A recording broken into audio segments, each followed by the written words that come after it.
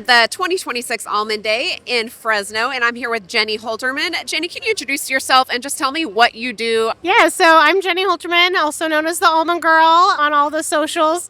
I'm an almond farmer in the Bakersfield area and a strong advocate for agriculture and try and just continuing the agriculture traditions that we have here in California and further educating people on the importance of agriculture.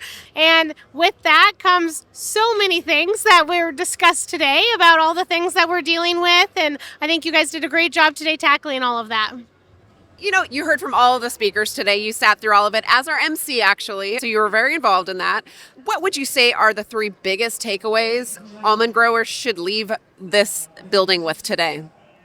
Yeah, we talked a lot about data and, from all of the UC advisors that were here today and really taking advantage of those opportunities that we have and collecting that information when we have it. We are no longer farming like we were 20 plus years ago and doing things by the data that we have instead of doing things by the calendar or what was done last year. We might not need to have the same spray applications. We might not need to look at things the same way. And collecting that data is super important, and the resources that we have available through our UC advisors, but also the resources in commodity organizations that we have, the compliance organizations, our risk assessors, and all of the resources that are available to help growers, because at the end of the day, everybody wants to see the future of agriculture, at least the people in this room, and taking advantage of those resources that we have. And I know you being a grower yourself, I feel like you brought a special perspective to it. You were able to connect with the growers and get some of that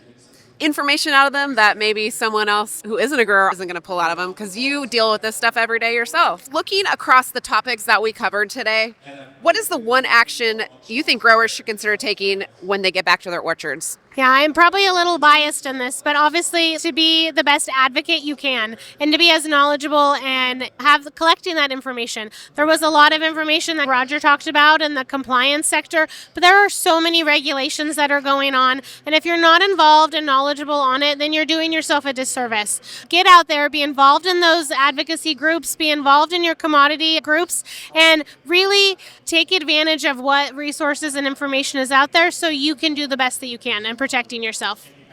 And they did reiterate a lot today that they actually do want to see people advocating for themselves in the Capitol. Like, they're not looking for the person in the suit and tie. They would like to see a grower walk in there with some dirt on their boots and actually have a conversation. So I think that was something important to walk away with when you're talking about advocating for yourself.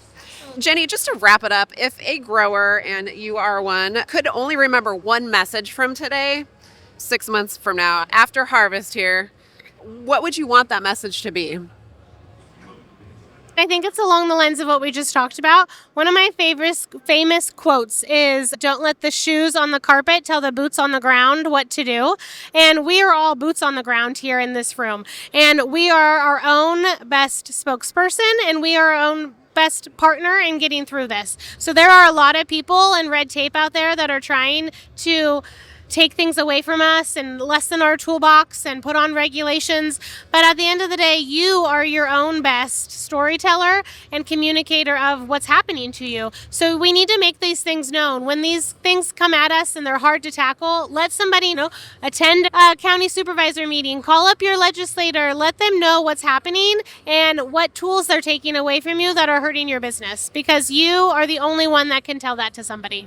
So it's important to use your voice as a grower to advocate for yourself. So, okay, I think that was a big takeaway today, I would say. For My Ag Life, I'm Kristin Platts.